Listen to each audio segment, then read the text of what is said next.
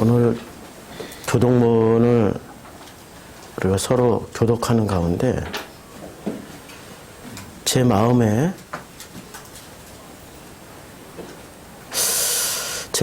내려온 말씀이 있습니다. 47절부터 57절까지 말씀을 교독하는데, 진실로 진실로 너에게 이르노니 믿는 자는 영생을 가졌나니.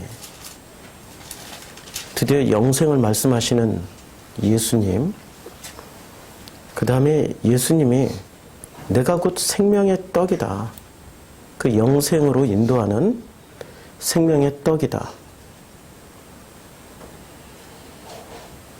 그리고 51절에 나는 하늘에서 내려온 살아있는 떡이니 사람이 이 떡을 먹으면 영생하리라. 그러니까 이 떡, 곧 예수님이 가져온 떡, 그 떡을 영생, 생명으로 연결을 시키는데, 근데 이 떡을 어떻게 연결을 시키냐면 53절에 인자가 뭐죠? 인자는 요한복음 1장 14절에 말씀이 육신이 되어 우리 가운데 거하신 하나님이 인자예요. 하나님의 목소리로, 하나님의 말씀으로 그렇게 광야에서 만나로 먹이시고 가르쳐도 깨닫지 못했기 때문에 하나님이 사람으로 오셔서 사람의 논리로, 사람의 말로, 사람이 이해할 수 있는 수준으로 오셔서 전하셨다라는 것을 표현하기 위하여 인자라는 지금 용어를 쓰고 계시는 거죠. 그 인자가 말씀을 합니다. 사람으로 왔기 때문에 몸을 가지고 왔잖아요. 말씀이 육신이 돼서 왔기 때문에 그 육신이 있잖아요. 그 육신이 사르크스, 곧 고깃덩어리란 말이에요. 53절에 그 1장 14절이 그대로 이루어집니다. 사르크스, 즉 고깃덩어리를, 살을 먹지 아니하고 인자의 피를 마시지 아니하면 너희 속에 생명이 없다. 이 말씀을 교독하는데 그냥 단순히 머리로가 아니고 마음으로 내려오는데 제가 눈물이 주체가 안 되더라고요. 예수의 살을 먹고 예수의 피를 마신다라는 게 무슨 의미일까요? 이 의미를 니고데모는 과학적으로 이해를 했어요. 어머니 뱃속에 들어갔다가 다시 거듭나야 되는 겁니까? 유대인들은 이 의미를 어렵도다. 도대체 무슨 말 하는지를 모르겠다. 라고 이야기를 합니다. 60절에 이 말씀은 어렵도다. 누가 들을 수 있느냐? 내 살을 먹고 예수의 살을 먹고 예수의 피를 마시는 자는 영생을 가졌고 라고 말씀하시는, 예수의 살과 피를 우리는 어떻게 먹게 될까요? 살과 피를 먹는다라는 것은 예수의 죽음이 있어야 우리가 먹게 되는 거죠. 예수의 죽음을 우리가 먹고 살고 있는지, 제 속에서 이 말씀이 마음으로 내려오는데, 과연 나는 그 예수의 죽음을 매일 매 순간 먹고 마시고 하고 있는지.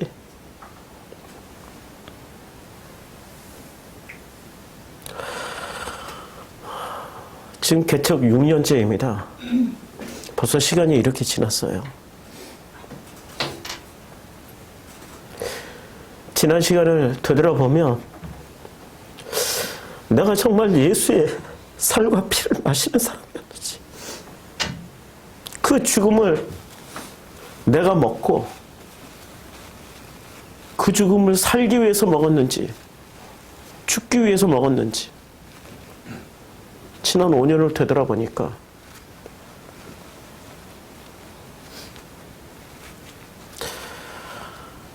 참 마음이 무겁습니다.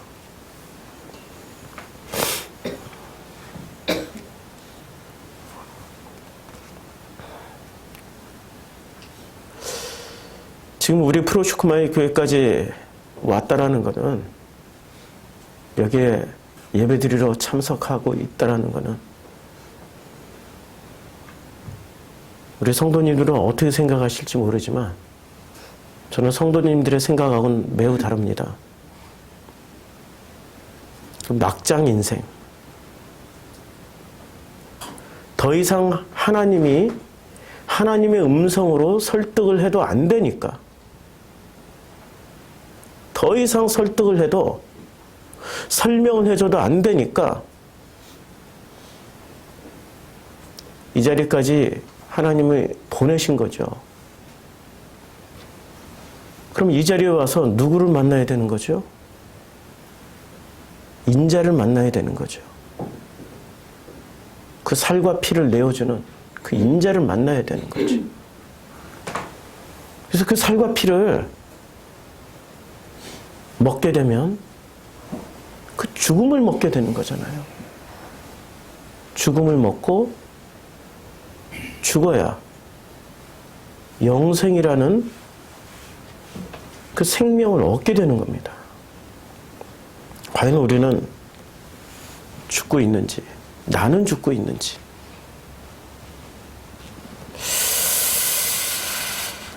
(54절에) 내 살을 먹고 내 피를 마시는 자는 영생을 가졌고 마지막 날에 내가 그를 다시 살리리니 내 살은 참된 양식이고 내 피는 참된 음료다. 음료라고 번역했는데 그냥 물입니다. 참된 마실 물이에요. 내 살을 먹고 내 피를 마시는 자는 어디에 거해요? 예수 안에 거하잖아요. 그럼 나도 그 사람 안에 거한다라고 그랬습니다. 거한다는 게 뭐죠? 함께 살아가는 거예요. 예수와 함께 살고 있습니까? 예수와 함께 살아간다는 게 뭐죠? 끊임없이 생각 굴리면서 사는 거? 끊임없이 내 생각으로만 사는 거? 그거 아니죠. 예수와 함께 살아간다는 것은 내가 죽고 하나님의 형상이 살아나서 깨어나서 부활해서 이제는 하나님의 형상이 사는 겁니다. 57절 살아계신 아버지께서 나를 보내심에 살아계신 아버지께서 예수를 보내셨어요. 예수가 오신 까닭은 살아계신 아버지 때문에 오신 겁니다. 그래서 예수가 아버지로 말미암아 사는 것 같이, 아버지로 말미암아 사는 것 같이, 아버지로 말미암아 사는 것 같이 예수를 먹는 그 사람도 예수로 말미암아 살아가게 되는 거죠. 이 단순한 구절인데, 이 단순한 구절에 이 속뜻이 내려오니까 눈물을 참을 수가 없게 되는 거예요. 머리로서는 절대로 이해가 안 될 겁니다. 유대인들은 어렵도다. 이 말을 누가 이해를 할꼬?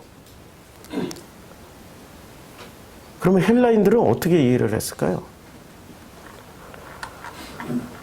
6장 전체는 오병이어 그 먹임 사건, 5,000명을 먹이는 그 사건이 중심이 되어서 그 먹이는 사건이 곧 하늘에서 내려온 만나와 같은 거야 라고 설명해 주고 있는 게 6장 전체의 내용입니다. 근데 6장 전체 시작은 이렇게 시작하죠. 그럼 먹이는 사건의 시작은 6장 5절에 예수께서 눈을 들어 큰 무리가, 작은 무리가 아니에요. 5천 명 정도 왔으니까 굉장히 큰 무리예요. 큰 무리가 자기로 오는 것을 보시고, 그리고 빌립에게 물어보십니다.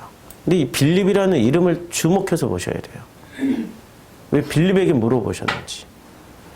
빌립은 유대식 이름입니까? 아니면 헬라식 이름입니까? 유대식이에요? 헬라식이에요? 예, 알렉산더의 아버지 이름이 뭐였는지 아세요? 알렉산더 대왕의 아버지 이름. 알렉산더 대왕의 아버지 이름이 빌립이었어요. 필립. 제대로 발음하면 필립이고, 6장 5절도 빌립이 우리식 발음이고, 한문식 발음이죠. 필립이에요. 그러면 이 빌립이라는 이름은 유대식 이름입니까? 헬라식 이름입니까? 예, 확실하게 헬라식 이름이에요. 헬라의 이름이에요. 이 빌립에게 물어봅니다. 우리가 어디서 떡을 사서 이 사람들을 먹이겠느냐라고 물어보는데 왜 이렇게 물어봤을까요? 이 빌립이 어디서 등장을 하죠? 빌립이 요한복음 1장에서 등장을 합니다. 자, 요한복음 1장에 보면은 어디서 등장을 하냐면은 43절에 이튿날 예수께서 갈릴리로 나가려 하시다가 빌립을 만납니다. 그렇죠? 그리고 이르시되 나를 따르라 라고 말씀하셔요. 근데 빌립은 안드레와 베드로와 한 동네 베세다 사람입니다. 그리고 이 빌립이 나다나엘을 찾아가요. 근데 안드레는 제가 또 물어볼게요. 안드레는 유대식 이름입니까? 헬라식 이름입니까? 우리는 성경이 나오면 다 유대식이라고 생각하는데 헬라식 이름이에요. 안드레는. 안드레아스, 안드레아, 안드리아 다 헬라식 이름입니다.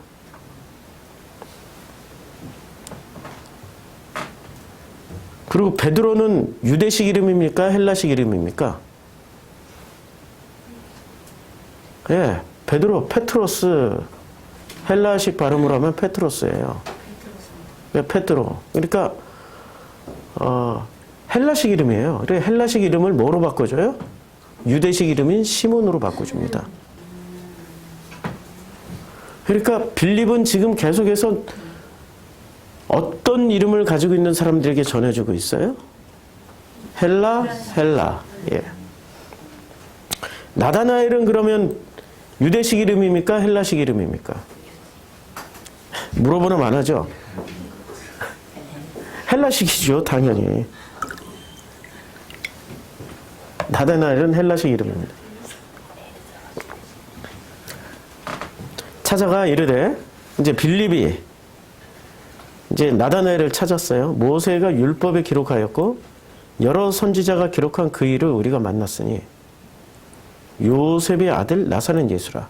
예수를 처음 만났을 때 뭐라고 고백을 하고 있어요? 우리가 선지자를 만났다 이거예요. 이제 나다나엘이 반문을 합니다. 나다나엘이 빌립에게 반문을 하는데 나사렛에서 무슨 선한 것이 날 수 있느냐라고 반문을 합니다. 그럴 때 빌립이 뭐라고 대답을 해줘요? 와 보라. 와 보라. 라고 말씀을 해줘요. 그러니까 빌립이 와 보라라고 얘기를 할 때 지금 빌립이 전도한 사람들 이름이 전부 다 헬라식 이름이에요. 그러면 빌립은 어떻게 유대식 이름한테 한 명도 전도를 안 하고 헬라식 이름에게 전도를 했을까요? 그의 친구들은 그가 전도할 수 있는 지적거리에 있었고 그와 관련을 맺고 있었던 사람들은 사고방식이 아니 이름이 헬라식이라면은 그 사람의 사고방식은 뭐예요? 헬라식. 김씨가 기무라상으로 바뀌었어요. 기무라로. 김씨일 때는 한국인이라고 우리가 믿어줘요. 근데 기무라로 바뀐 이후부터는 이 사람을 한국인으로 봐야 될까요? 일본인으로 봐야 될까요? 그렇지. 일본식 사고 구조를 가졌으니 기무라로 바꾼 거 아닙니까? 뭐 바꾸라 해서 바꾼 거는 어쩔 수 없지만 스스로 난 기무라야 이러고 다니면 기무라인 거죠. 일본 사람인 거죠. 빌립, 안드레, 나다나엘, 베드로 전부 다 사고 구조가 헬라식이었다라는 거 우리는 기억을 해야 돼요. 이 사람들이 유대인이었지만 그리고 세례 요한을 따라다니던 사람들이었지만 기본 철학 사고 구조 자체는 헬라식이었어요. 헬라의 종교는 어떤 종교입니까? 이 헬라의 종교는 놀랍게도 예수님 12제자 중에 상당수가 헬라식 이름을 가지고 있었다라는 거예요. 유대식이 아니고. 유대의 종교와 헬라의 종교는 다릅니다. 유대의 종교관하고 헬라의 종교관하고. 그러면 이때 당시에 유대인들의 종교관은 어떤 종교였죠? 일단 헬라 종교부터 보자고요. 헬라는 신이라는 존재가 헬라는 이 신이라는 존재가 하늘에서 살아요? 땅에서 살아요? 땅에서 살지요. 땅에서 살면서 누구랑 똑같이 살아요? 인간하고 똑같이 살아요. 그러면 이 헬라식의 사고 구조를 가지고 있는 사람들에게 하나님을 설명해 주려면은 하늘에 계신 하나님으로 설명해 주면 알아들을까요? 땅에서 함께 사는 하나님으로 설명해 줘야 알아들을까요? 그래서 요한복음 6장에서 인자라는 단어를 제일 많이 쓰게 됩니다. 인자는 뭐죠? 사람의 아들이에요. 사람의 아들이라는 것은 누구랑 같이 살아가는 사람이에요? 사람과 함께 살아가는 신이 되는 거죠. 이미 유대인들이 마카베오 전쟁을 통해서 봤듯이 이미 예수님 탄생 이전에 예수께서 탄생 이전에 여기가 그림을 그리면은 우리가 역사를 좀 알아야 되는 거죠. 역사를 알아야 되는데 어떤 식이 되냐면은 이게 유대 왕조입니다. 유대 왕조인데 여기 포로기입니다. 포로기에서 이제 포로 귀환을 해요. 포로 귀환을 해서 예루살렘 성전을 재건합니다. 성전 재건을 하는데 예수님이 탄생하시기까지 예수가 탄생하시기까지 이게 불과 몇 년 못 지내고 예수님 탄생 이제 요 기간이 거의 400년 정도가 됩니다. 그런데 예수님 요 기간에 250년 전에 예수님 탄생 250년 전에 아니 예수님이 지금 30살이니까 280년 거의 300년 전에 그리스의 식민지가 됩니다. 그리스의 식민지가 되고 그 다음에 로마의 식민지가 되는데 로마는 그리스를 그대로 계승을 한 나라입니다. 그럼 거의 300년 넘게 유대인들은 300년 넘게 그리스 식민지를 살면서 그리스화 되었어요. 그럼 헬라 종교는 하늘신이에요? 땅신이에요? 땅신이에요. 땅에서 잘 먹고 잘 살고 축복받는 게 헬라 종교의 목표예요. 전쟁에 나갈 때 항상 그 제단에 피를 뿌리고 그리고 각자 믿는 신에게 아프로디테라든지 아폴로라든지 헤라클레스라든지 이런 신들에게 피를 뿌리면서 제물을 바치고 고기를 바치는 거예요. 양 잡고 소 잡아서 그걸 고기를 바치는 거예요. 태우기도 하고 요리를 해서 갖다 바치기도 하고 그러면서 제사를 드리는 거예요. 그럼 뭐를 빌어요? 승리를 빌고 풍년을 빌고 우리 가족이 잘 먹고 잘 사는 것을 빌고 잘 되는 것을 비는 게 이게 땅의 신의 특징이에요. 땅신. 그럼 유대 종교는 하나님은 어디에 계셔요? 유대 종교에 하나님은? 예? 하나님은 어디 계세요? 하늘에 계신다고 말씀하셨죠. 하늘에 계신 하나님이세요? 하늘보다 더 위에 계신 하나님이세요? 위에 계신 하나님. 장소로 알 수 없는 하나님이죠. 하늘이라고 생각하는 이 개념이 어디서부터 어디서부터 왔냐면 요 포로 시대 때 70년의 포로 시대 때 요때에 조로아스터교나 바벨론 종교에는 신은 어디에 존재하고 있다라고 믿고 있었을까요? 하늘에 존재하고 있었다고 믿었어요. 하늘신이에요. 하늘신. 그래서 그 하늘신에게 가까이 가기 위해서는 뭐가 필요해요? 날개가 필요해요. 날개가 엄청나게 필요해요. 그래서 이 날개들을 보면은, 자, 고레스 왕을 보면요. 날개를 달고 있어요. 황제가. 이게 고레스 왕이에요.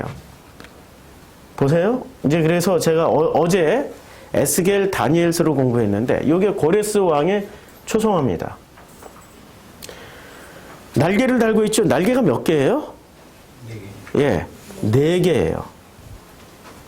왜 날개를 달고 있어야 되죠? 하늘신에게 가장 가까이 갈 수 있는, 여기에 신이 계시고 이 신에게 가장 가까이 갈 수 있는 도구가 날개예요. 그래서 고레스 왕에게 사람임에도 불구하고 날개를 달아주고 있는 거예요. 이 부분에 대해서는 어제 토요 성경 공부했던 내용을 제가 주중에 올릴 겁니다. 잘 들어보시면 크게 이해가 갈 겁니다. 그러면 느부갓네살은 바벨론 왕이란 말이에요. 근데 다니엘이 느부갓네살 시대에 이런 환상을 봤어요. 여기서 보면은 이 신상이 있단 말이에요. 이 신상의 특징이 뭐냐면 다른 거 보지 마시고 뭐 사자고 뭐 이런 거 보지 마시고 사자도 날개 달고 있고 여기 무슨 짐승인지 뭐 날개를 달고 있어요. 자, 그러면 왜 고대는 이렇게 서로 날개를 많이 달았을까요? 예, 하늘 가까이 가야 하나님을 신을 만날 수 있다고 생각해서. 그래서 날개를 많이 달면 많이 달수록 어떤 존재예요? 가장 높이 올라가는 신과 가장 가까이 만날 수 있는 존재가 되는 거예요. 권위가 부여가 되는 거죠. 그래서 유명한 황제나 왕일수록 날개를 달아요. 그런데 놀라운 게 있습니다. 이게 지금 아우라인데 예수님을 보면은 예수님은 우리 천사 그림을 보면은 천사가 이렇게 있어요. 천사 날개까지 달고 있어요. 천사가 날개까지 달고 있고 날개까지 달린 천사에 또 뭐까지 달아줘요? 이렇게 동그라미 하나 달아주죠. 동그라미. 그쵸? 요걸 뭐라고 그래요? 아우라라고 그래요. 그럼 천사는 날개도 있고 아우라도 있어요. 아우라는 어디서 필요할까요? 땅에서 필요하죠. 내가 하늘과 통하고 있어 라고 요 땡그란 거 하나 필요하죠. 아우라는 후광이잖아요. 후광을 요 땡그란 걸로 표현하는 거예요. 그러니까 보통은 후광이 이렇게 비춰지는 거죠. 빛이. 이 후광을 예수 그림을 보면 항상 뒤에 뭐가 있어요? 후광이 있죠. 후광. 초대 카톨릭에서는 반드시 후광을 그립니다. 그러면 성자들 그림을 보면 뒤에 뭐가 있어요? 후광이 있죠. 그것은 하늘신이에요? 땅신이에요? 땅신. 그러니까 이 천사는 지금 날개도 있고 아우라도 있어요. 후광도 있어요. 그러면 이 천사는 지금 뭐가 결합이 된 거예요? 유대 종교와 헬라 종교가 결합이 된 거예요. 유대 종교는 포로기 시대 때 70년에 하늘신으로 하나님을 어디다 고정을 시켰어요? 하늘신. 하늘신. 따라서 해봅시다. 하늘신. 하늘신. 근데 하늘신이에요? 하늘보다 높은 신이에요? 근데 하늘신으로 고정을 시켜버렸어요, 유대인들이. 그러니 하늘보다 더 높은 곳에서 오셨던 예수를 이해할 수 있겠어요? 유대인들 자체도 이해할 수 없고, 그 다음에 헬라식의 사고방식을 가진 사람들은 땅신의 입장에서 예수를 이해했기 때문에 이해할 수 있겠습니까? 이해를 못하는 거죠. 이 천사의 모델을 확실하게 넘어서 버렸는데, 하늘신, 땅신을 완전히 갈아엎어버리고 새로운 신을 지금 얘기하고 있는 거예요. 이 사람들 머릿속에 네이다망에 감지가 안 되고 있는 그 신을 설명하고 있는 게 지금 예수님이에요.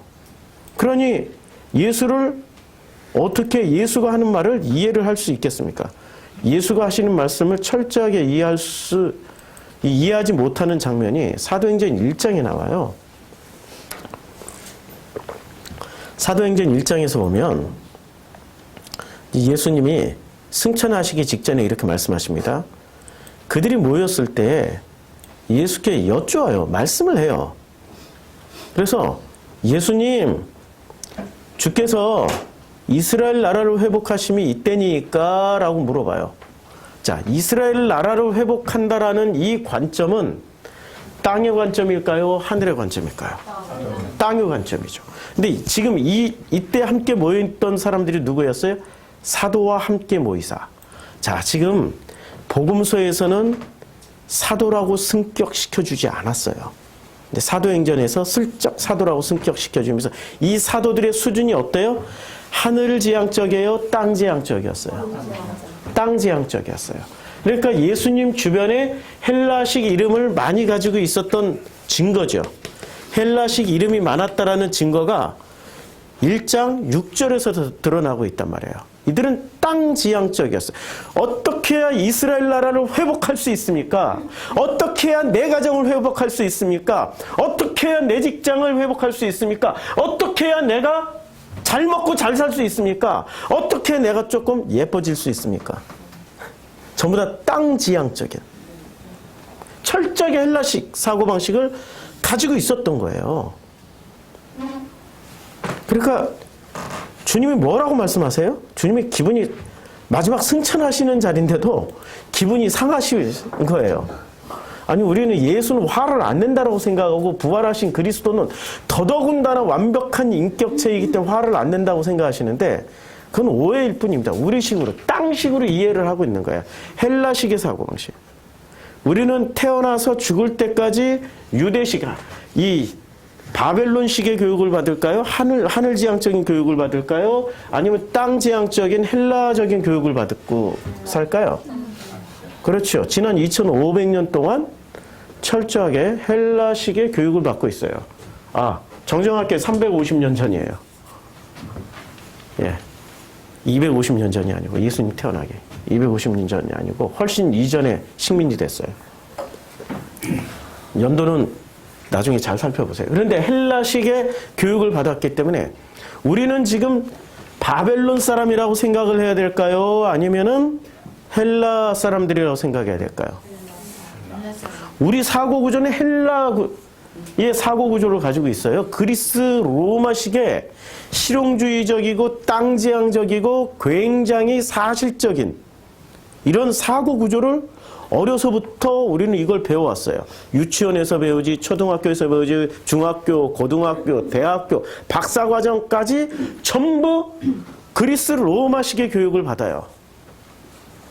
바벨론식도 아니고 심지어는 포로기 이전에 유대식도 교육을 받아본 적이 없어요. 그게 뭔지를 몰라. 아예 몰라. 아예 모르는 사람들한테 예수가 와서 설명을 한들 알아듣겠습니까? 전혀 못 알아듣는 거죠. 그래서 이 헬라식의 사람들이 많이 있으니까, 이 땅신지향적인 사람들이 있으니까 인자라고 쓰신 거예요. 인자는 해석하면 뭐죠? 정확하게 호안드로포스 또 호위오스 해가지고 이게 사람의 아들입니다. 사람의 아들. 사람의 아들은 뭐 정확하게 이 아들은 어디서 태어난 아들이에요? 사람에게서 태어났죠. 그럼 누구에게서 태어났어요? 아니 땅 헬라 지향적인 것을 대변하기 위해서 사람의 아들이니까 이 사람들 사이에서 태어났으니 가장 누구보다도 땅의 논리를 가장 많이 알고 있다라는 거 아니에요. 그러니까 말씀이 육신돼서 우리 가운데 거하셨다. 한번 보시겠어요? 그 요한복음 1장 14절을 읽어보면 다 함께 읽어보죠. 요한복음 1장 14절 여기 있습니다. 시작. 말씀이 육신이 되어 우리 가운데 거하심에 우리가 그의 영광을 보니 아버지의 독생자의 영광이요 은혜와 진리가 충만하더라. 인자라는 말은 어떻게 됐냐면 말씀이 하늘에 있는 말씀이 지금 이 사람들의 사고방식이 이거 아니에요. 하늘에 있는 말씀이 어떻게 됐어요? 땅으로 내려와서 사람이 된 거예요. 인자가 된 거예요. 그러니까 이 인자는 뭐를 가지고 온 거예요? 하나님이시지만 그러나 이 하나님의 형상을 담고 있는 이 모양새는 사람이라는 거예요. 이렇게 사람이기 때문에 살과 피를 가지고 있다라는 얘기예요. 누구를 설득하기 위해서 1장 14절 인자, 살과 피를 지금 쓰신 건가요? 누구를 설득하기 위해서? 예, 헬라식의 사고 구조를 가지고 있었던 당시의 사람들에게 그리고 하늘에서 땅으로 내려왔기 때문에 유대인들에게 유대 종교인들에게 이것을 설명하기 위해서 요한복음 1장 14절을 쓰셨고 그리고 이것을 쓰시고 나서 주님이 말씀을 하시는데 이 사람들은 끝까지 이해를 못합니다. 자 보세요. 사도행전 1장 6절에 주께서 이스라엘 나라를 회복하시면 이때니까 하니 주님이 이제 약간 성질이 났어요. 화가 좀 나셨어요. 이르시되 제가 이 뉘앙스를 살려서 읽고 때와 시기는 아버지께서 자기의 권한에 두셨으니 너희가 알 바 아니야. 너희가 알 바 아니야. 뉘앙스가 느껴집니까? 좀 이렇게 마지막까지 당신은 하늘로 올라가야 되는데 마지막까지 못 알아듣는 거예요. 왜 못 알아들을까요? 땅 지향적인 헬라 종교의 사고 구조가 벗겨지지 않았던 거예요.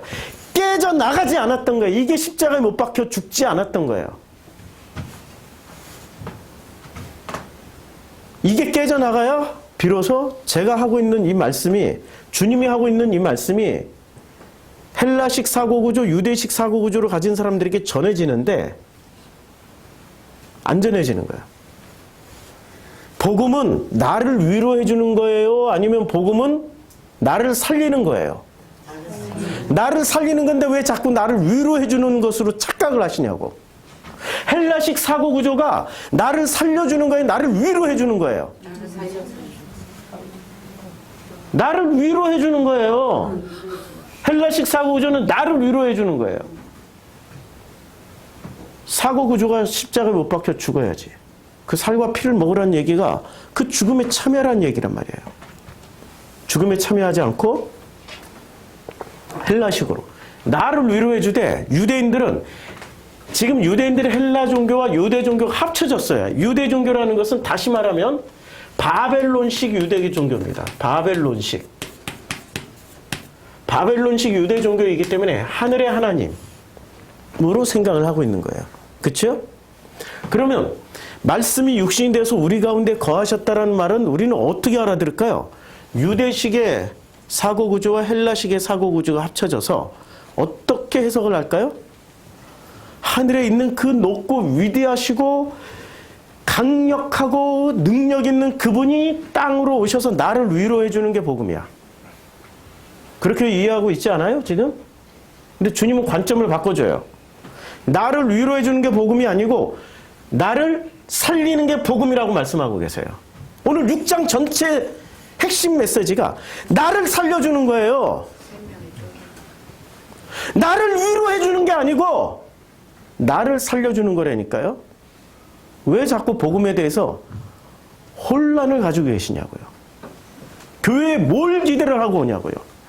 교회 갈 때마다 말씀 들을 때마다 무엇을 기대하고 들으시냐고요. 오늘 이 말씀이 나를 위로했다. 복음 받았다. 할렐루야. 아멘. 왜 나를 위로해 주지 못하는 거야? 살아계신 하나님이 있기는 하는 거야? 그게 우리의 헬라식 유대식 관점이에요. 복음은 나를 살려주는 데 목적이 있는 거예요. 살리기 위해서 어떻게 해요? 헬라식 사고방식과 유대식 사고방식이 죽어야 되는 거예요. 이게 죽어야만이 비로소 넘어서서 말씀하시는 그 살리는 말씀이 뭔지를 알아듣게 된단 말이에요. 8절에 보면 이제 오직 성령이 너에게 임하시면 이제 결론이 어떻게 납니까? 성령이 임하셔야 되는 거예요. 그럼 성령이 임하시면 이 신비주의로 넘어가잖아요. 성령이 임한다는 게 뭐죠? 내 마음이 바뀌는 거예요, 그냥. 헬라식의 사고 구조와 이 생각과 유대식의 생각이 다 바뀌어서 성령이 임한다는 거 이게 다 갈아엎어진 거예요. 주님이 오셔서 제일 열심히 하셨던 노동이 무슨 노동일까요? 우리 사람들에게 가르쳐준 노동, 제일 중요한 노동. 어떤 노동을 가르쳐줬어요? 예? 밭가는 노동, 갈아엎어버린 노동. 처음부터 끝까지 갈아엎어야 돼. 갈아엎어야 비로소 씨앗이 떨어져도 그 씨앗이 살아서 싹을 틔우고 열매를 맺어 30배, 60배, 100배가 되는 거예요. 돌짝밭이라도 갈아엎으면 옥토밭이 되고 가시밭이라도 갈아엎어버리면 옥토밭이 돼요. 근데 갈아엎어지는 그 땅이 편하겠냐고요. 땅, 밭 전부 다 뭐예요? 마음이 갈아엎어지는데 편하겠냐고요. 내 마음이 갈아엎어지는데 찬송하고 할렐루야 아멘하고 기뻐서 눈물을 흘릴 사람이 어딨냐고요. 그럴 때마다 거꾸로 헬라식 사고구조로 나를 위로해 주세요 하나님 이러고 나와서 기도하는 게 우리 신앙인들의 기도 목소리 음성 목적 아닙니까? 나를 위로해 주세요가 아니라 내가 이렇게 죽어가니까 하나님 날 살려주세요. 그런데 살리기 위해서 주님은 어떻게 해요? 더욱더 죽여주세요. 이게 아이러니죠. 논리적으로 설명이 안 돼요. 헬라식 방식으로 설명이 안 되고 하늘의 하나님이라고 상정을 해놔도 설명이 안 돼요. 그래서 이 말씀을 마치고 어떻게 돼요? 성령이 임하면 돼. 말씀 마치고 9절에 그들이 보는데 올려져 가시니 구름이 그를 가리어 보이지 않게 돼요. 근데 올라가실 때 제자들이 자세히 하늘을 쳐다보니 흰 옷 입은 두 사람이 그들 곁에 서요. 자, 그러면 하늘에서 뭐가 내려왔어요? 땅에서 이제 하늘로 올라갔어요. 그랬더니 하늘에서 뭐가 내려와요? 흰 옷 입은 두 사람이 내려와요. 천사예요, 사람이에요? 이 구절이 천사냐 사람이냐에 따라서 지금 뭔가가 왕창 깨지고 있습니다. 뭐가 깨져요? 유대 종교의 하늘로, 지금 주님이 하늘로 올라가신 건 철저하게 땅에서 하늘로, 헬라 종교에서 유대 종교로 올라가요. 그럼 올라가면 내려오는 것이 누가 내려와야 돼요? 사람이 내려와야 돼요? 천사가 내려와야 돼요? 천사가 내려와야죠. 헬라식 종교와 유대 종교가 짬뽕이 되면 누가 내려와야 돼요? 천사가 내려와야 되죠. 바리새인들은 천사가 있다고 믿었어요? 안 믿었어요? 사두개인은 안 믿었지만 바리새인은 천사 있다고 믿었어요. 그러면 헬라인들은 천사가 있다고 믿었어요? 안 믿었어요? 안 믿었어요. 헬라 종교는 철저하게 인간지향적이기 때문에 천사라는 존재를 믿지 않습니다. 그런데 유대는 바벨론의 영향을 받아서 천사가 있다라고 믿은 거예요. 그렇게 믿은 사람의 대표자들이 바리새인들이에요. 그러면 누가 내려와야 돼요? 유대 종교식에 따르면 천사가 내려와야 되는데 엉뚱하게 누가 내려와 버렸어요? 사람이 내려왔으니까 이 사람은 누가 된 거예요? 인자지, 사람의 아들이지. 하늘에서 내려올 수 있는 사람은 누가 내려와요? 하늘에서 어떤 사람이 내려오는 거예요? 하나님의 아들인데, 아니 하늘에서 내려왔으니까 지금 하나님의 아들이지만 부르는 것을 뭐로 불러야 돼요? 인자. 누구를 위해서? 헬라식 사고 구조를 가진 사람들을 위해서. 성경에는 이렇게 복잡한 논리들이 들어가 있습니다. 이 복잡한 논리들을 모른 채 그냥 요한복음을 읽으면 아무것도 이해할 수 없어요. 마태복음 6장 9절에 보면 그러면 너희는 이렇게 기도하라. 하늘에 계신 우리 아버지요. 왜 하늘에 계신 우리 아버지라고 가르쳐 줬을까요? 땅지향적인 지금 300년 넘는 시간, 거의 400년 가까이를 헬라식의 사고구조를 가지고 있었던 이 사람들에게 유대식의 종교를 복원시켜주는 거예요. 하늘에 계신 우리 아버지라는 거. 혁명이란 말이에요. 400년 동안은 헬라식 교육을 받았다니까요. 400년 전에 태어나서 300년 전에 태어나서 200년 전에 100년 전에 태어나서 유치원을 가면은 유대 초등학교 들어가요. 유대 유치원에 들어가요. 유대 중학교 고등학교에 들어가요. 어디로 들어가요? 헬라 유치원, 헬라 초등학교, 헬라 중학교, 고등학교, 대학교를 다니게 된단 말이에요. 그러면 이 사람들의 사고 구조는 전부 뭐로 바뀌어 있어요? 헬라. 그러면 헬라를 하려면 어떻게 해야 돼요? 하늘에 계신 우리 아버지라고 그래야 되죠. 그런데 하늘에 계신 우리 아버지는 이게 궁극적으로 설명해주는 유다 종교가 아니란 말이에요. 그래서 이 유다 종교를 어떻게 만들어야 돼요? 유다 종교와 헬라 종교를 합쳐가지고 그거보다 더 큰 하나님을 설명해줘야 된단 말이에요.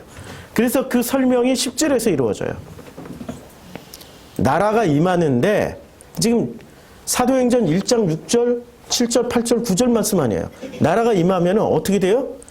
뜻이 하늘에서 이룬 것 같이 땅에서도 이루어져 버려요. 그러니까 나라가 임하면 어떻게 돼요? 나라가 임하면 하늘의 유대 종교가 어떻게 돼요? 땅의 종교하고 합쳐져 가지고 이 나라 안에서 이루어져요. 그럼 이 나라는 어떤 나라예요? 이스라엘이에요? 대한민국이에요? 아니면 내 마음이에요? 내 마음 안에서 이루어지는 거예요. 이게 주기도문을 가르쳐 주신 목적이란 말이에요. 그런데 우리는 하늘에 계신 아버지, 우리 아버지 할 때 어떤 마음으로 이걸 고백합니까? 하늘에 계시는구나 가 아니고 이제는 뜻이 하늘에서 이루어진 것 같이 땅에서도 이루어집니다. 어디서? 내 마음, 나라 안에서. 내 나라, 내 안에는 왜 나라가 될 수 있죠? 왕이신 예수님과 왕이신 예수님을 보내신 아버지와 성령님과 내가 하늘 성전이 하늘에 있는 게 아니라 내 마음에 있는 내 마음 안에서의 함께 공동체를 이룬 우리가 되어 있기 때문에. 그래서 주기도문에서는 제일 많이 쓰여진 단어가 뭐죠? 우리 아버지. 우리에게 우리 죄를 우리를 그쵸? 제일 많이 쓰여진 단어가 뭐예요? 전부 우리예요. 아버지와 나와 예수와 성령이 하나가 된 우리. 신앙생활 잘하는 사람은 나 혼자 신앙생활 잘하게 됩니까? 공동체 안에서 우리로서 살아가는 사람이 신앙생활 잘하는 겁니까? 공동체 안에서. 갑자기 공동체가 이상해져, 싫어져. 그래가지고 전에는 열심히 하던 것이 왠지 뻘쭘해지고 싫어지고 안 하게 되고 대면해져. 그러면 그 사람 문제예요? 하나님 문제예요? 그 사람 문제죠. 성경은 철저하게 공동체 지향적이에요. 공동체를 내가 하나님을 체험했으면 어디 가서 그것을 살아내야 돼요? 나 혼자 내 마음에서 나 혼자 기쁘고 즐겁게 행복하고 행복해 이런 혼자 엑스타시 다 느끼고 이렇게 살아가야 되는 건가요? 내가 체험한 이것을 우리라는 공동체 안에서 같이 살아내야 되는 건가요? 그걸 살아내야 되는 거예요. 실천을 하라는 얘기예요. 흘리라는 거예요. 넘쳐 흐르게 하라는 거예요. 근데 공동체, 교회 공동체가 예를 들면 어느 날 교회 공동체가 대면해지고 이상해져. 뭔가 하기 싫어져. 그러면 내가 내 안에 있는 공동체성이 깨졌다라고 보면 돼요. 우리가 깨진 거야. 그거는 이 교회 공동체가 저 사람 말 너무 이상하게 해서 싫어. 말 함부로 하고 저 사람 표정만 보면 싫어. 싫어서 안 돼. 안 한다. 싫어서 안 한다. 싫어서가 아니고 내 안에 공동체가 깨져서 그런 거야. 내 안에 공동체가. 우리라는 공동체가 깨져서 그런 거예요. 이해가 되는 거죠. 그래서 요한복음 6장에서 주님이 빌립에게 말씀을 하시는 겁니다. 빌립에게 말씀하시는 거예요. 빌립아, 우리가 어디서 떡을 사가지고 이 사람들을 먹이겠느냐? 지금 이 방식이 유대 하늘식이에요? 땅식이에요? 그러니까 빌립, 사고구조가 헬라식으로 되어 있으니까 땅식으로 철저하게 합리적이고 논리적으로 이성적으로 물어보는 거예요.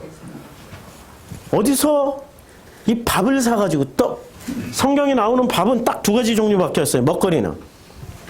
우리들의 먹거리는 뭐가 있죠? 신토부리가 있고 건강. 그 다음에 신토부리보다 더 좋은 거. 예, 유기농. 그 다음에 또 뭐가 있어요? 유기농의 정반대인 GMO 식품. 우리 이런 거 다 알고 있잖아요. 근데 성경에서 나오는 이 먹거리는 있잖아요. 먹을 거. 이 먹거리는 딱 두 가지 종류밖에 없습니다. 하늘, 땅 양식. 하늘 양식 뭐예요? 만나로 대변되고 이 만나는 뭐죠? 하나님의 입에서 나오는 모든 말씀. 모든 말씀이에요. 모든 말씀이에요. 모든이라는 것에 주목해야 돼요.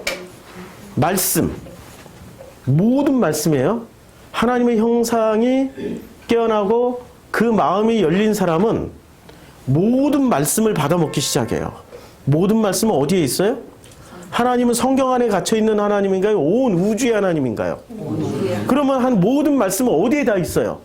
성경 안에도 있지만은 온 우주에 가득하다니까 나와 너 사이에도 있고요. 나와 이 꽃 사이에도 존재하고 있고요. 나와 우리 사이에도 존재하고 있고 모든 것에서 말씀을 받아 먹을 수 있어요. 그런데 내 마음이 닫히면은 뭐든도 못 받아 먹고 이 말씀, 성경 안에서도 못 받아 먹어요. 받아 먹고 계시나요? 받아 먹으셔야죠. 왜 자꾸 누구 탓을 하시냐고요. 자, 땅의 양식은 뭐가 있어요? 떡이라고 그러죠, 이걸. 떡이 대표적이죠. 그리고 떡을 또 세분화하니까 만나, 부추, 고기, 마늘, 생선 이런 것들. 이런 것들. 이 떡은 먹으면 어떻게 돼? 뭐가 살아요? 예, 육이 살고 이 말씀을 먹으면 뭐가 살아요? 마음이 살죠. 마음. 자꾸 영하면은 헬라의 이원론으로 자꾸 넘어가요. 우리는 뿌리가 그렇게 깊어. 헬라의 이원론이 얼마나 뿌리가 깊은지 요거 하나 교정하는데도 엄청난 저항이 있고 반발이 있어요. 그게 마음이에요, 마음. 자기가 알았던 거 하나 내려놓는 게 얼마나 힘든지를 이 영이란 단어, 마음이란 단어 이것이 충돌하는 그 자리에서 끊임없이 확인하시면 돼요. 내 뿌리가 한번 박히면 내 생각에 내 몸에 어떤 지식 하나가 박히면 그 지식 하나 뽑아내는 게 죽음보다도 힘들어요. 그걸 가장 잘 보여주는 사람들이 혁명가들 아닙니까? 이데올로기 하나 박히니 그 이데올로기 때문에 죽을지언정 이데올로기는 안 바꿔요. 그 정도로 자기가 붙잡고 있는 지식 하나 때문에 죽을지언정 안 바꾼다는 얘기예요. 그랬더니 빌립이 대답을 해요. 뭐라고 대답을 합니까? 각 사람으로 조금씩 받게 할지라도 200데나리온의 떡이 부족하나이다. 야, 물어봤더니 바로 계산기가 쫙 돌아가가지고 계산기가 쫙 나오는 거야. 헬라식 사고구조는 그러니까 헬라식 사고구조의 특징이 뭐죠? 계산. 철저하게 계산해. 계산이 나와야 움직여요. 계산이 안 나오면 안 움직인다. 근데 예수는 계산으로 움직였어요? 아니면 계산 없이 움직였어요?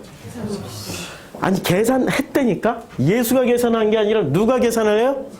아버지 하나님이 계산을 하신 거예요.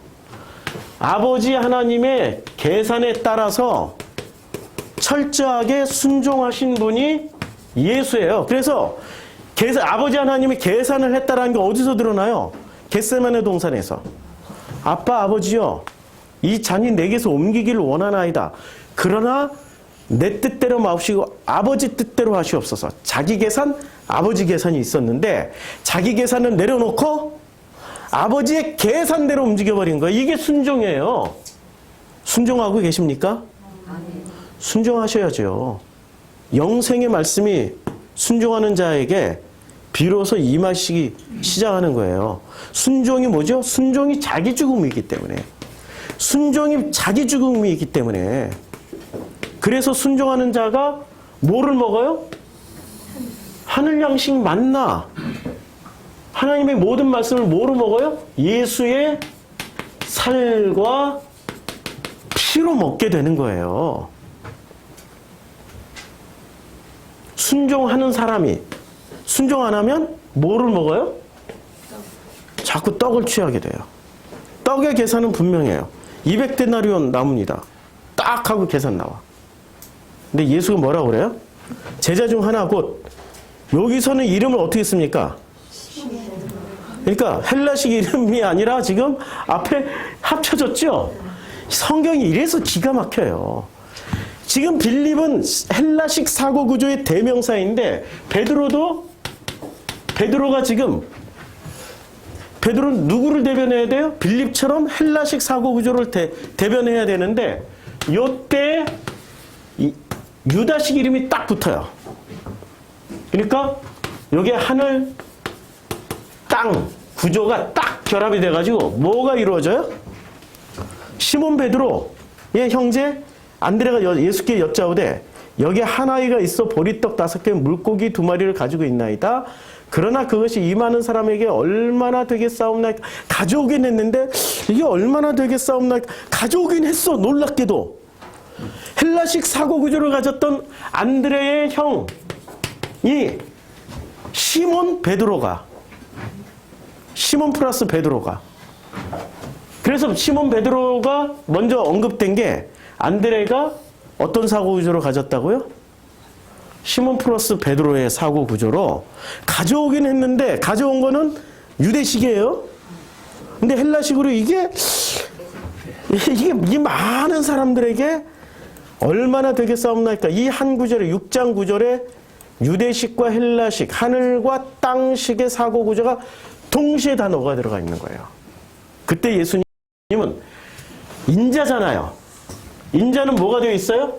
이 먹거리가 인자는 뭐로 오셨어요? 하늘의 만나로 오셨어요? 땅의 떡으로 오셨어요?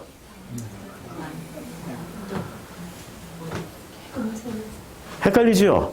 둘 다 플러스 돼서 오셨어요. 그래서 요한복음 1장 14절 말씀이 육신이 되어 우리 가운데 거하시게 되는 거예요.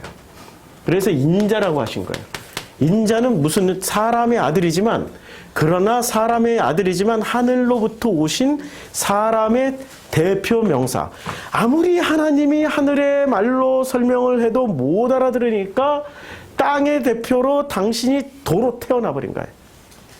그러니까 우리는 어떻게 돼요? 땅의 사람으로서 거듭나서 하늘로 가야 되는 게 거듭남이잖아요.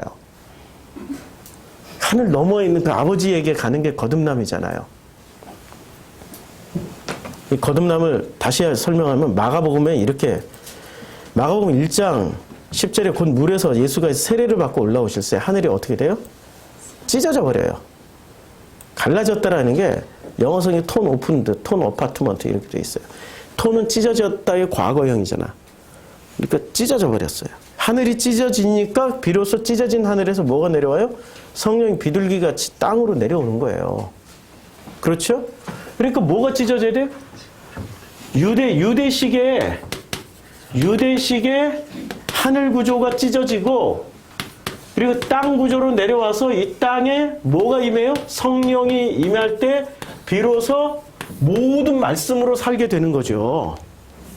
지금 이걸 설명해요.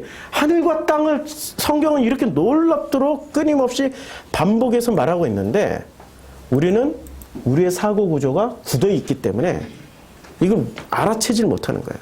마음대로 열기 싫은 거야. 그러니까 인자는 어떻게 돼요? 인자는 하늘과 땅이 합쳐져서 지금 누구를 설득하러 왔어요? 누구에게 설명하러 왔어요? 우리 나에게 설명하러 온 거예요. 이게 유대인들이 아니고 지금 오늘날 나에게 설명하러 온 거예요. 우리는 가끔 이런 얘기를, 하나님, 내가 하나님을 위해서 살면 나는 먹고 사는 문제를 어떻게 해결해요? 내가 맨날 교회 가서 이거 뭐 하면 어떻게 해요? 이게 지금 하늘 문제의 땅 문제예요. 유대식의 헬라식이에요. 헬라식의 컴플레인을 거는 거죠. 그런데 주님은 뭐로 오셨어요? 인자로 오셨기 때문에 걱정하지 마. 내가 다 살아봤어. 그러니까 그때부터 뭘 먹고 살지 뭘 입고 살지 걱정하지 마. 지금부터 먹고 살 게 없으면 내 살을 뜯어 먹어. 마실 게 없으면 내 피를 받아 먹어. 이게 마음으로 와닿아야 되는데. 오늘 저는 프로시쿠마이 기도하다가 아니 교동문 읽다가 이게 마음으로 와가지고 기도 시간 내내 울었어요. 설명 불가입니다. 왜냐하면 이론론이기 때문에 설명 불가예요. 이론론을 가진 우리 사람들에게 이걸 설명하려고 하니 아직까지는 제 언어가 부족해요.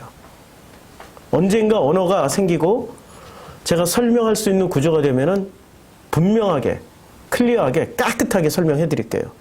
아직은 저도 설명 불가입니다. 6장 9절. 이제 사람에게 얼마나 보리떡 5개 물고기 되면 얼마나 되겠습니까? 예수께서 어떻게 해요? 이 사람들로 앉게 하라. 그곳에 잔디가 많은 게 아니고요. 이거 콜토주인데 그냥 이거 풀이 엄청나게 많은 거예요. 그냥 풀이에요. 풀. 이 단어는 꼭 5병이었대, 4병이었대, 아니 7병이었대, 7,000명, 5,000명 먹이고 4,000명 먹였을 때 이걸 다 잔디로만. 잔디가 아니고 풀이에요. 풀. 그런데 이 풀이 많이 자라던 땅이 있었어요. 어디예요? 모압 땅 평지에 이 풀이 많이 자라고 있었어요. 그러면 이 풀은 지금 이게 풀이에요. 잔디 아닙니다. 원어에 그냥 풀이에요. 근데 이 풀은 누구의 먹거리였어요? 자, 짐승의 먹거리였단 말이에요. 민수기를 잘 들으셔가지고 예. 자, 그 보면은 하나님 29절, 아니 30절.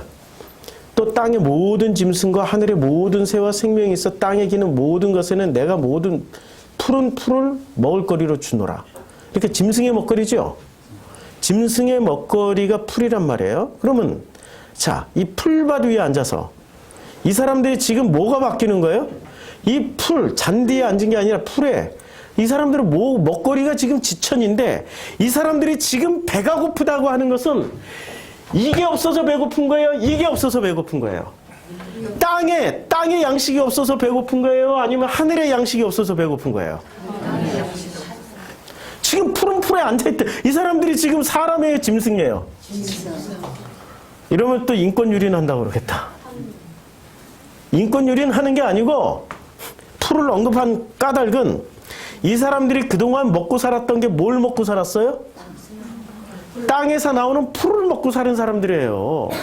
이른바 만나, 부추, 고기, 만두, 생선, 떡을 먹고 살았다는 것을 풀이라는 단어로 딱 집약시켜 놓은 거죠. 6장 10절.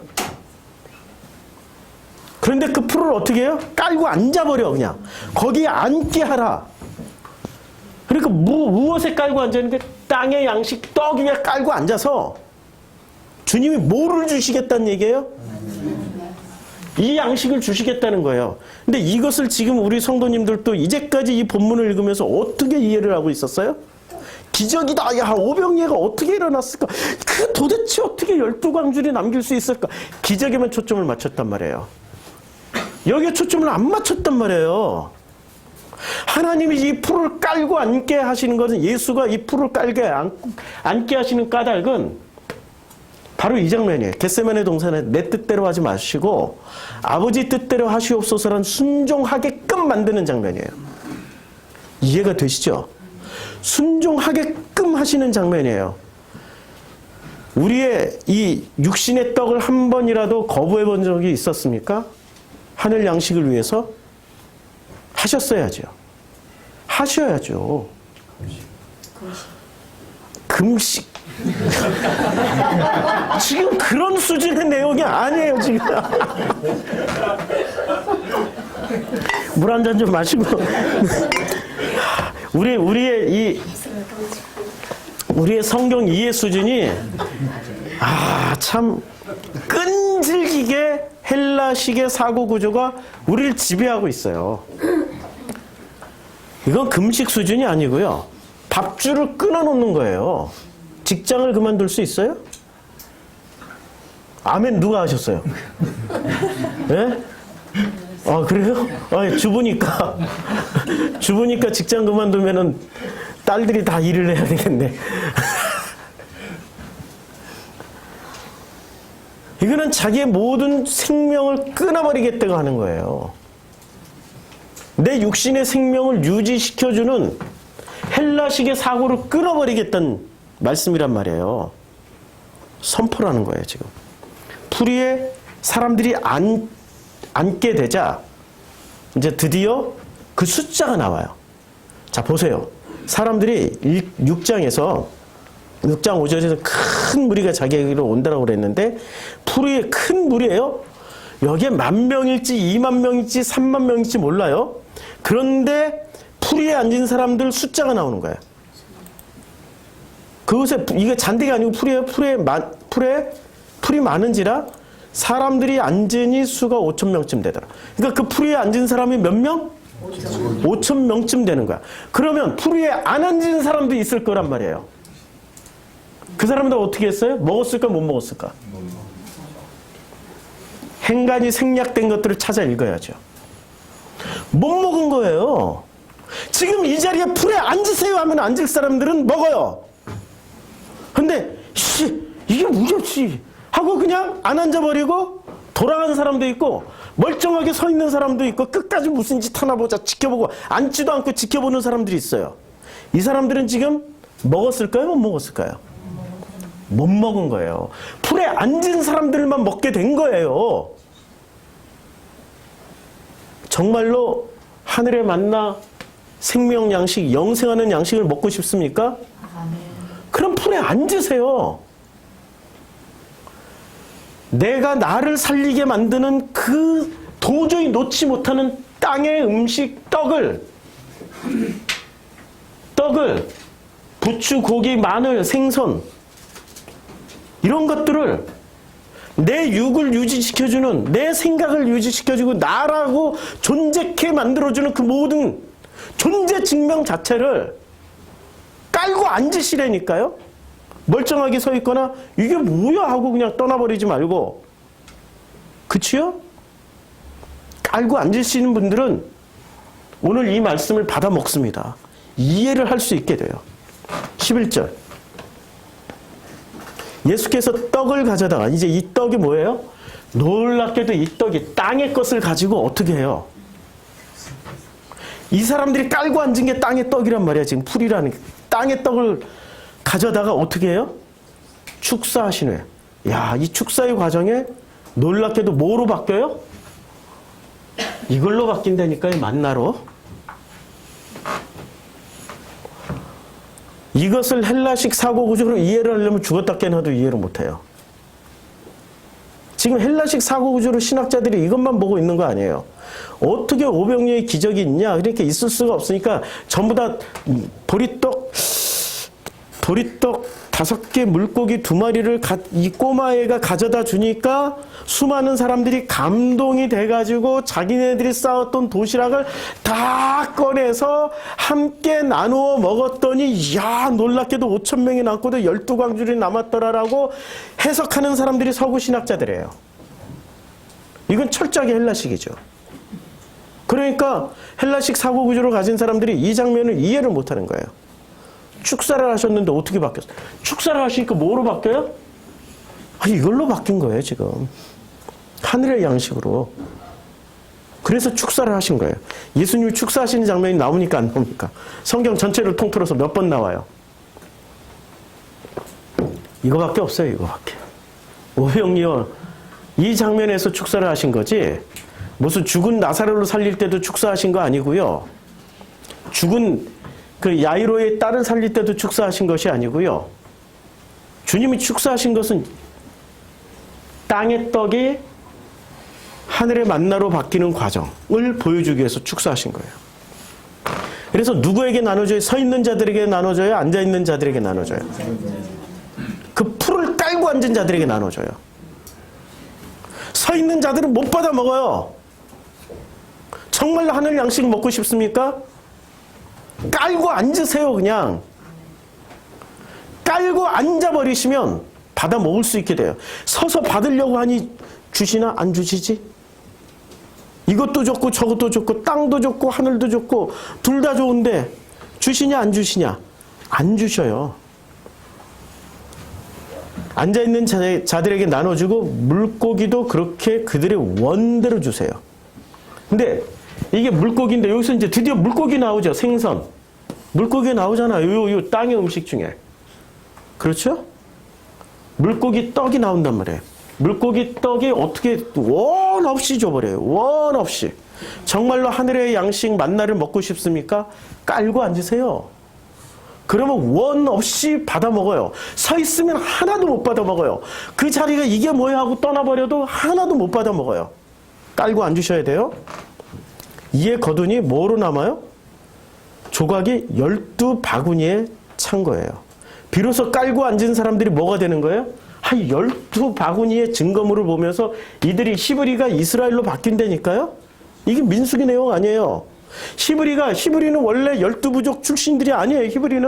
히브리는 가나안 출신도 있고 애굽 출신도 있고 그 모세가 결혼했던 흑인 여성 이름이요. 구스 여인, 구스 출신도 있고 다국적 사람들이 모였단 말이에요. 그런데 그들이 민수기 1장에 딱 들어가자마자 그 히브리가 어느 종족 어느 지파인지도 모르는데 그냥 따라 나왔어. 그냥 따라 나왔는데 그들은 뭐로 만들어요? 12지파에 다 편입시켜서 12지파가 돼버려요. 그 중에 대표적인 사람이 갈렙이잖아요. 갈렙은 원래 르벤, 레위, 무슨 유다 이런 데 속해 있었던 사람이 아니고 이 사람이 가나안 출신이잖아요. 그냥 가나안 그나스족 속에 출신 갈렙이 유다 지파로 편입이 돼버려요.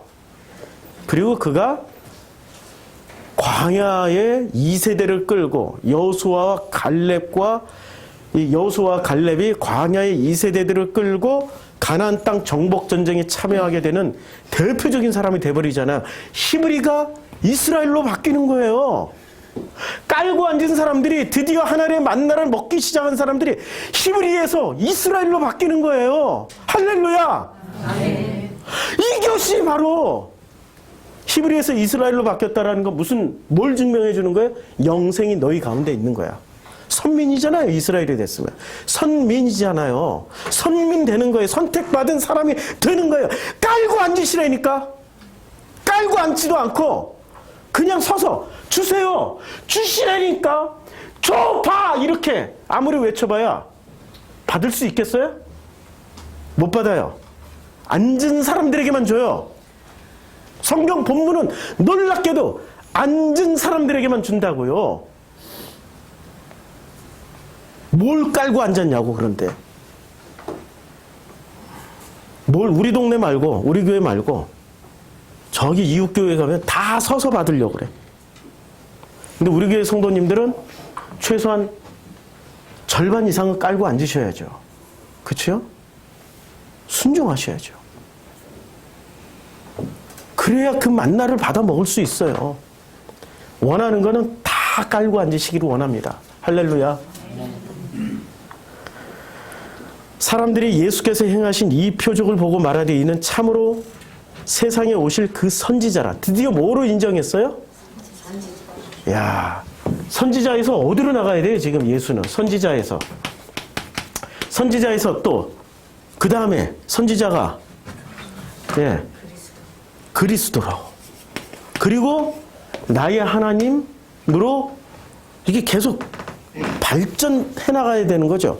드디어 만나를 처음, 이 하늘 양식 처음 먹은 사람들이 예수를 뭐라고 인정하는 거예요? 선지자다. 아직 하나님이란 고백이 안 된 거예요. 그래서 하나님이란 고백이 안 되니까 이 사람들이 예수를 붙잡아서 뭐를 만들어요? 임금 삼으려고 그래요. 제가 복음을 설교한다고 해서 제가 전하고 있는 이 복음을 통해 가지고 드디어 저를 뭐라고 생각을 해요? 선지자다. 그러면 그 다음에 뭐를 하시겠어요? 반드시 따라오는 게 예화예요. 예화. 왕으로 만들려고 그러죠. 그러니까 교주님들이 탄생하는 거예요. 그 다음 단계로 넘어가야 되는데 교주님들이 거기에 다 머물러 버려요. 왕이 돼 있다니까. 근데 예수는 이것을 인정을 하시나요? 거부해 버리시나요? 거부해 버려요. 그래서 혼자 어떻게 돼요? 다시 혼자 산으로 떠나가 버리셔요. 이게 본질이 아니잖아. 본질은 자기가 왕이 되는 게 아니잖아요. 그렇죠? 왕이 되면 어떻게 돼요? 요한복음 12장에 나오죠. 세상 임금으로 오셨다고. 나중에 거기 가서 말씀하고. 저물매 제자들이 바다로 내려가요. 큰 바람이 불어 파도가 일어나요. 그래서 예수께서 오시니까 예수가 이 사람들이 막 두려워해요. 큰 파도 가운데 물 위로 걸어오시니까. 이에 기뻐서 배로 영접하니 배는 곧 그들이 가려던 땅에 이르렀어요. 그러니까 뭐까지 체험하는 거예요? 아니 지금 물이 뭐예요? 큰 바람이 불러 파도가 일어나고 제자들이 노를 저 11회쯤 가는데 근데 이게 속성이 파도가 일고 바람이 불고 하는 게 이 지금 뭐가 이렇게 파도로 바뀐 거예요? 뭐가? 아니 지금 물이 일단 이 물이 이게 파도로 바뀐단 말이야. 바람이 부니까 물이 막 들고 일어난단 말이야. 근데 이 사람들은 이미 뭐를 먹었어요? 말씀 먹었는데 말씀을 구체적으로 자 주님이 11절에 앉아있는 자들에게 나눠주고 모두 물고기도 그렇게 그들의 원대로 주세요. 자 그러면 이제 말씀을 받아 먹었어요. 그리고 그 물고기들이 어디서 살아요 지금? 바다. 그리고 이 바다가 어떻게 돼요? 큰 바람이 불어 파도가 일어나요. 그러니까 뭐가 치는 거야 그냥 물고기를 먹었는데도 불구하고 물고기가 그냥 물고기 살고 있는 그 물이 바다가 넘어오고 뭐하고 이러니까 이 사람들이 뭐를 해요? 두려워해요. 이게 지금 하루도 못 가는 거야. 근데 우리는 그렇게 가는 인생이에요. 괜찮아요. 그렇게 가는 인생이야.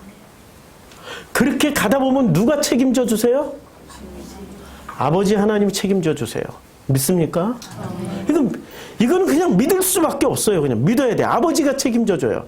좋거나 싫거나 내 마음에 기분이 나쁘거나 어쩜 생각하면 참 진짜 그런데 그래도 뭐 아버지께서 해주신다니까 가자 뭐 가기 싫어도 한번 가보자 또 계속 가자.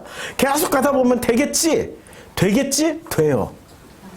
내가 하는 게 아니라 신실하신 그 하나님이 해주시는 거니까. 그렇죠? 그러니까 주님 뭐라고 말씀하셔요? 내니 두려워 말라.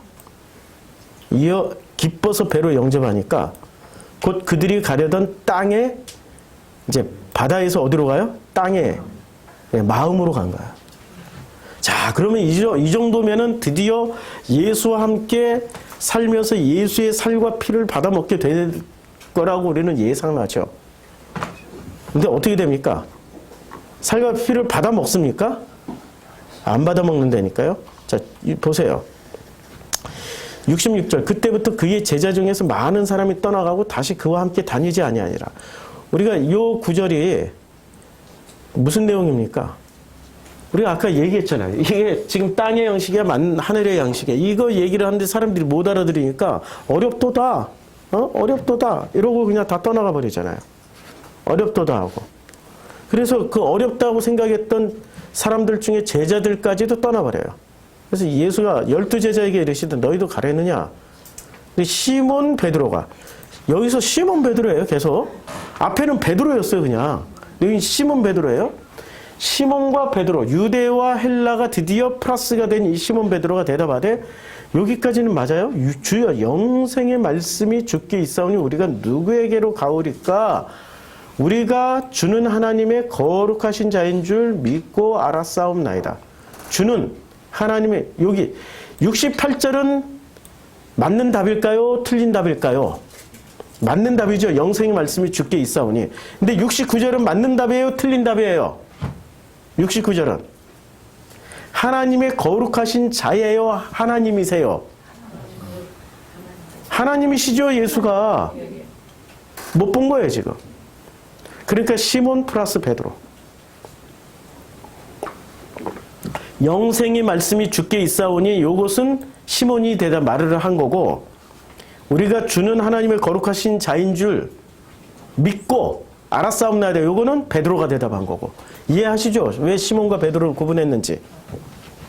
예수께서 대답하시되 내가 너희 12를 택하지 아니하니. 12. 12이 12제자일 수도 있고 12지파일 수도 있고 12광주일 수도 있고 지금 12이라는 숫자가 계속 반복되고 있단 말이에요. 그러나 너희 중에 한 사람은 마귀니라.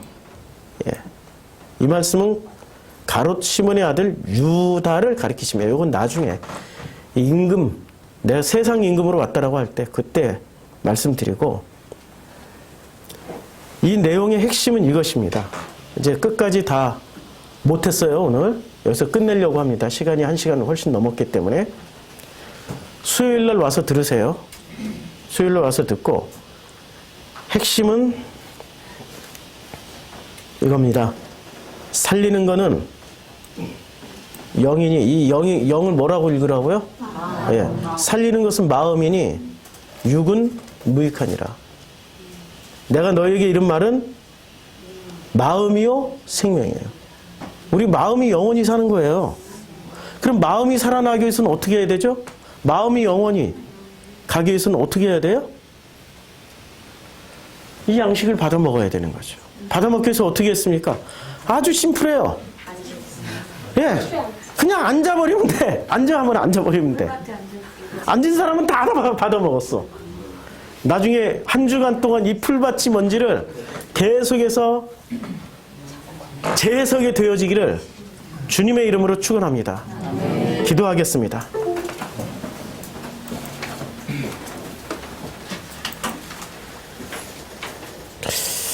아버지 하나님, 우리 성도님들 한 주간의 삶을 통해서 내가 깔고 앉을 풀밭이 무엇인지, 내가 깔고 앉을 풀이 무엇인지를 아버지의 섬기심으로 말미암아 한 주간 내내 묵상이 되고 한 주간 내내 삶의 여정 가운데 체험케 되어지게 축복하여 주시옵소서. 나를 살리는 떡이라고 생각했던 게 돈이었는지 자녀 문제였는지 아니면 내 자존심이었는지 내가 내려놓지 못하는 그 어떤 것들이 전부 다 풀이었습니다. 짐승의 먹거리. 살아있으나 사람이 되지 못하고 인자가 되지 못하고 그저 짐승으로 살아가게 만드는 그 생명 유지장치, 그 풀들을 한 주간의 삶 가운데서 충분히 깨닫고 이제는 그것을 넘어서서 깔고 앉아버리고 하늘에서 내려오는 만나 양식을 먹을 수 있도록 축복하여 주시옵소서.